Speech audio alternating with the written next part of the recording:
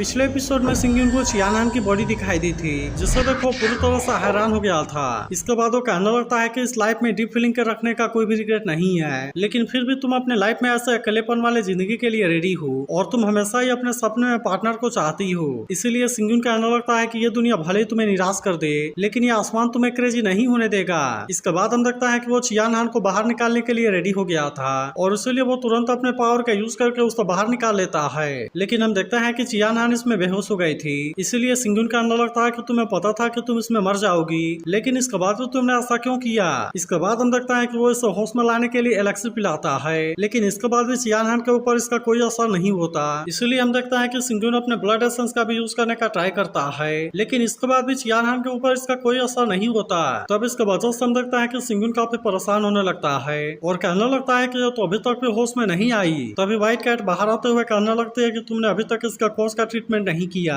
क्योंकि इसकी soul space crack के द्वारा कट हो गई है और इसलिए वो एक ड्रीम में चली गई है। इसीलिए व्हाइट कैट उससे कहती है कि अभी इसे होश में लाने का केवल एक ही तरीका है और इसके लिए तुम्हें इसके सभी बॉडी पार्ट को खोजना होगा। जिसके बाद हम देखता है कि सिंगुन ऐसा भी करने के लिए रेडी हो गया था और वो व्हाइट कैट से कहता है कि तुम मुझे इसके ड्रीम में एंटर करने दो, लेकिन इस पर व्हाइट कैट कहने लगती है कि यह चीज इतनी भी आसान नहीं है, क्योंकि भले ही तुम सुप्रीम एम्पर बन गए हो, लेकिन इसके बाद भी स्पेस क्रैक तुम्हारे सोल को बहुत ही आसानी से कट कर सकती है। इसीलिए व्हाइट कैट उससे पूछती है कि क्या तुम अभी भी ऐसा करने के लिए रेडी हो, लेकिन इसके बाद भी हम देखता है कि सिंगुन ऐसा करने के लिए रेडी हो गया था और वो कहने लगता है कि मेरे ऊपर इसका बहुत सारा एहसान है। जिसके बाद हम देखता है कि व्हाइट कैट भी अब उसे रोकने की कोशिश नहीं करती और कहती है कि फिर भी मैं तुम्हें एक चीज के बारे में बता देती हूँ और ऐसा हो सकता है कि होश में आने के बाद चियानान का नेचर बदल जाए। इसीलिए व्हाइट कैट उससे कहती है कि तुम्हें इसमें बहुत ही ज्यादा केयरफुल रहना होगा। तब इस पर सिंगुन उससे कहता है मुझे पता है कि मैं क्या कर रहा हूँ। जिसके बाद हम देखता है कि व्हाइट कैट भी अपने पावर का यूज करके इन दोनों को चारों तरफ से कैद कर देती है। तब इसे देख गोल्डन पैथन कहने लगता है कि तुम तो एक बहुत ही पावरफुल सुप्रीम एम्परर हो, लेकिन इसके बाद भी दूसरों को बचाने के लिए तुम्हें अपने सेफ्टी के बारे में कोई चिंता नहीं है और इसीलिए मुझे ऐसा लगता है कि तुम अभी इसके लिए बहुत ही यंग हो।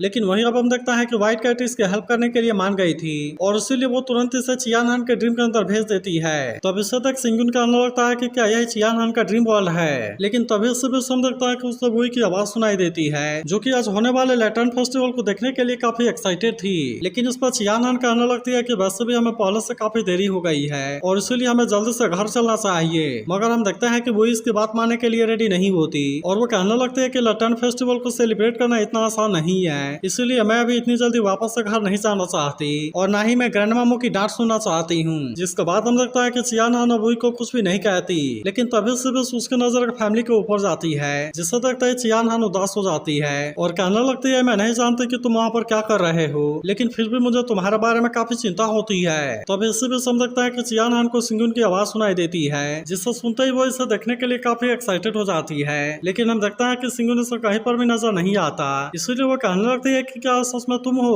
वहीं हम देखता है कि सिंगुन वैसे तो चियानान को देख सकता था, लेकिन फिर भी इनके बीच में स्पेस क्रैक की एक लेयर होती है, जिसकी वजह से वो चियानान के सामने नहीं जा सकता था। वहीं हम देखता है कि चियानान सिंगुन के बारे में याद करके काफी उदास हो गई होती है, इसीलिए वो कहने लगती है कि फेक वाला भी मेरे सामने नहीं आ रहा। तब इससे भी समझ सकता है कि लैटर्न फेस्टिवल भी स्टार्ट हो गया था, लेकिन इसे देखते ही चियानान काफी उदास हो जाती है, क्योंकि आज यहाँ पर सभी अपने फैमिली के साथ में इसे सेलिब्रेट कर रहे थे, जबकि चियानान अभी भी यहाँ पर अकेले है। तब इससे भी समझ सकता है कि सिंगुन अपने पावर का यूज करके अपने बीच के लेयर को तोड़ देता है और फिर वो इसके सामने आकर कहता है कि सॉरी मैं लेट हो गया।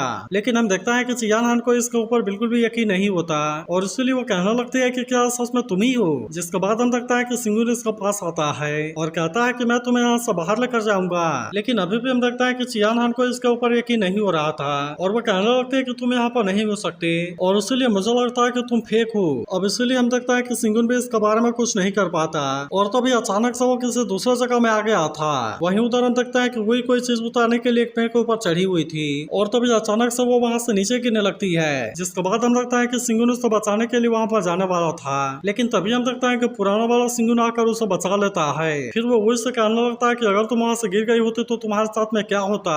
तब इस पर वही कहते हैं कि आपको इसके बारे में चिंता करने की जरूरत नहीं है, क्योंकि अगली बार से मैं इसके बारे में केयरफुल रहूंगी। लेकिन तभी हम देखता है कि चियानान भी इनको बुलाने के लिए आ जाती है और वे सभी एक साथ में यहाँ से जाने लगते हैं। इसके बाद अगले सीन में हम देखता है कि चियानान सिंगुन के साथ में होती है, जहाँ पर सिंगुन उससे पूछता है कि क्या यह जगह तुम्हें पसंद आया। तब इस पर चियानान उससे कहती है कि अगर तुम मेरे साथ में हो तो फिर हम एक साथ में कहीं पर भी जा सकते हैं। तब इस पर सिंगुन उससे कहता है कि तुमने भी इसमें काफी मेहनत की है और इसीलिए हर वास्तव में मेरा साथ देने के लिए मैं तुम्हें थैंक यू कहता हूँ, क्योंकि मैं अब अपने शांत मन के साथ पूरी दुनिया का सामना कर पाऊंगा। तो उस पर चियान हान कहते हैं, मुझे पता है कि तुम्हारे पास में बड़े गोल हैं, लेकिन अगर तुम सही से वापस भी आ गए तो फिर भी वो चीज मेरे लिए काफी है। इसके बाद वो कहता है कि वही हमारी डॉटर है और इसलिए मैं नहीं चाहती कि वो अपने मदर को खो दे। तब इस पर सिंगुन कहता है कि तुम इसके बारे में बिल्कुल भी चिंता ना करो, क्योंकि मैं अपने पूरे लाइफ तुम्हारे साथ रहूंगा। जिसके बाद हम देखते हैं कि चियान हान भी इस बात से काफी खुश हो गई थी और वो कहने लगती है कि मैं तो तुमसे केवल यही चाहती हूँ। तभी वो चियान हान से कहने लगती है कि मुझे डर लग रहा है, लेकिन इस पर चियान हान कहती है कि तुम दोनों किसी भी चीज के बारे में चिंता ना करो,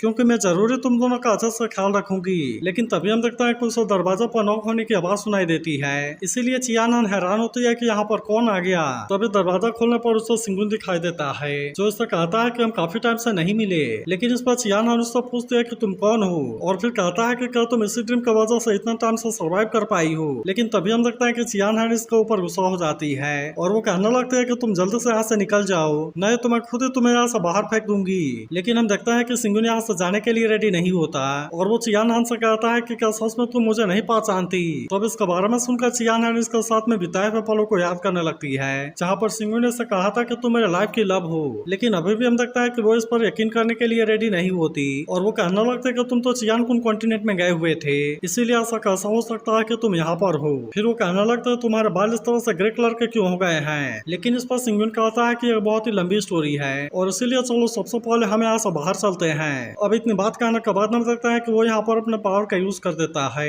जिसकी वजह से आके सारी चीजें जलने लगती हैं। लेकिन तभी हम देखते हैं कि वो इस बात से काफी डर गई थी और इसीलिए वो अपनी जान बचाने के लिए हेल्प मांगने लगती है। जिसके बाद हम देखते हैं कि चियान इस बात से परेशान होने लगती है और वो सिंगुन से कहने लगते हैं कि तुम असली नहीं बोल सकते। इसके बाद हम देखते हैं कि वो इस पर अटैक करने के लिए भी रेडी हो गई थी और कहने लगती है कि जो चीज मेरी है तुम उसे डिस्ट्रॉय करने की कोशिश ना करो। फिर हम देखते हैं कि वो अपने पावर का यूज करके सिंगुन के ऊपर अटैक करने लगती है, लेकिन सिंगुन इसके हर एक अटैक को बहुत ही आसानी से बचा लेता है। लेकिन तभी हम देखते हैं कि इसके वजह से चियान के सोल में प्रॉब्लम होने लगती है, इसलिए व्हाइट कैट से बचाने के लिए अपना और ज्यादा पावर का यूज करने लगती है। वहीं उधर हम देखता है कि चियान सिंगुन के ऊपर काफी गुस्सा हो गई थी और वो कहने लगती है कि जब तक मैं यहाँ पर हूँ तो मेरी डॉटर को यहाँ से नहीं ले जा पाओगी। जिसके बाद हम देखता है कि सिंगुन भी अपने व्हाइट गॉड लाइटनिंग स्टेप का यूज करने लगता है और इस तरह से वो इसके हर एक अटैक से खुद को बहुत ही आसानी से बचा लेता है। तो अब इससे भी सम सकता है कि वो अपने पावर का यूज करके इसे बेहोश करने की कोशिश करता है, जिससे तक सिंगुन और वो इसे बचाने के लिए आने लगे थे। लेकिन इसके बाद भी हम देखता है कि सिंगुन ने अपने पावर का यूज करके इनको दूर भेज दिया था, इसीलिए चियान हान भी इनको बचाने के लिए कुछ नहीं कर पाती।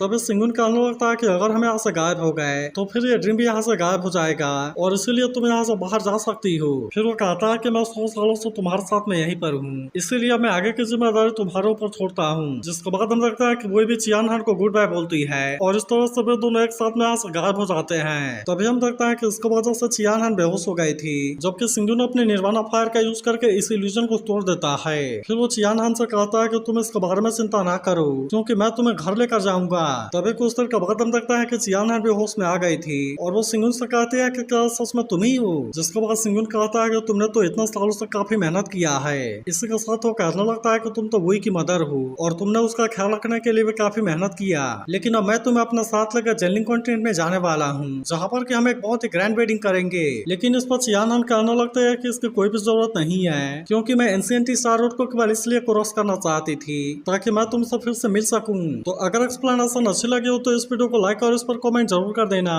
और अगर आप इसके अगले एपिसोड के लिए भी एक्साइटेड हो तो इसके बारे में भी जरूर बताना।